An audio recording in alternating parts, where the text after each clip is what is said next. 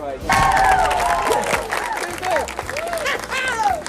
It has been more than 30 years since you were on a TV series. It's been a long time. It's been a long time. 32 years. It was only 3 networks back then. And a weird technology, these discs they would put in and record. Yes, 32 years. It's been, yeah, it seemed like not yesterday, 3 decades ago. But I'm sure it took a lot to bring you back to No, TV. not much. Not Just much. took a call from David Kelly. He went, okay. He's so mellow, you just go, it's a good thing. He went, I guess. Okay. Talking to him is like taking a Prozac because you just feel good. You just come away like, I'm good. Yeah, sure, that'll be fun. So it was really David E. Kelly that Yeah, got big you to time. come back. Okay, that made this the show, the one to bring you back. Yeah, I just thought the idea of, something that he's writing and the fact it's a half-hour comedy shot with 1 camera, Yeah. even though we have 3 today, but the idea of it's like a mini movie every week. Well, David Kelly has said that the series is inspired by an actual advertising huge. executive. So Yeah. did you get any experience in that world before doing this? No experience in that world. I watched several documentaries and he would tell great stories about actually, dealing with sponsors and, clients and having, one of the examples he said was they were talking about an ad where they're going to have, a unicorn, and literally the woman on the other end went, a real unicorn? And he literally had to take the phone off speaker and go, what do I tell her? And this is based on a real promotional thing that they did in Times Square in New York, I think with a large coffee cup. Yeah, it goes horribly wrong. It went horribly wrong in I think it was 2002 in New York, but it really sprayed. He said it was kind of great because it sprayed all over, and a lot of New Yorkers are going, hey! It's great! And then a couple of winos like, yeah, free coffee! But the idea of this is real is kind of wonderful. How much improv do you guys get to do? Because it seems 32%, like everybody here is definitely obviously... 32% improv, the rest not. Definitely the rest is scripted, definitely scripted. It seems like a lot of spontaneity. There's a lot. We got a lot of great people. Every one of those guys can riff. Has there ever been a time in your life where you thought, I am crazy? Yeah, I explored that envelope. Really? Yeah. There's an example. I went to rehab in wine country just to keep my options open. So that's kind of, thank you. Even the cameraman went, thank you. But it's, I've been there, stepped over the line and come back. But the good news is I've got great people around me, so it's wonderful. But the thing about Robin Williams that people don't realize is there he is, like top 10 greatest, comedians of all time, stand-up. But he's also an Academy Award-winning Juilliard-trained actor. There's nobody else ever that fits that bill. Yeah. So it's really special and unique. Is it ever intimidating working with him? Because he's somebody whose comedic brain is always firing. Those synapses are always firing. And I said, it's funny, I just said this to him yesterday. I was like, during the day, I look at him and it's like RW, there's RW. And then all of a sudden, every once in a while, I'll look over and I'll be like, oh my bleep, that's Robin Williams. And I'll get this like, okay, I can do this. And it's funny because he's so unassuming that you don't realize it. And we'll have guest cast come in too, and you see this like realization of who they're hanging with. Right. What is one thing about him that would surprise his fans?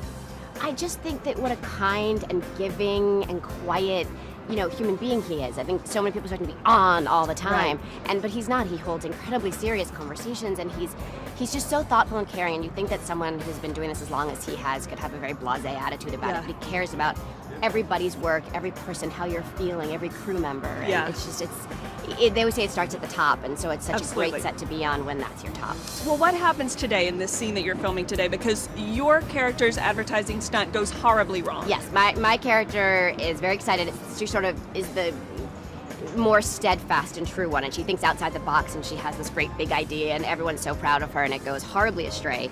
But what's so funny about this is actually based on a real incident. It occurred in Times Square in New York City. So it's that much funnier when we look at it, this big giant coffee. Well, I don't want to give it away. But let's just say it might involve a few people getting a little bit wet. So. Well, it is called Crazy Ones. How crazy are the characters in this show? Well, I think what we do is represent the crazy that everybody has in them.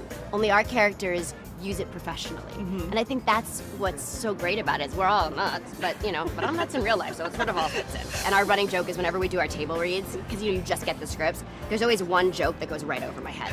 And then I'll be the one that gets it like 2 seconds later, so you'll hear the delayed laughter coming from, and now everyone's like anticipating which joke is gonna go. Sarah Michelle Stock, the director, and Robin Williams to get her part. What did you do to get your part? To get the part, I was, the script was floating around, And I knew that it was a David E. Kelley script. I knew that at that time Robin was attached and that Jason Weiner, who's an unbelievable comedic director, was directing, and I just kind of flipped for it and saw the role, and I said, I need to get in on this. I need to meet with whomever and read with whomever, and did that and kind of won the role. And so now that you're here, you're acting opposite Robin Williams.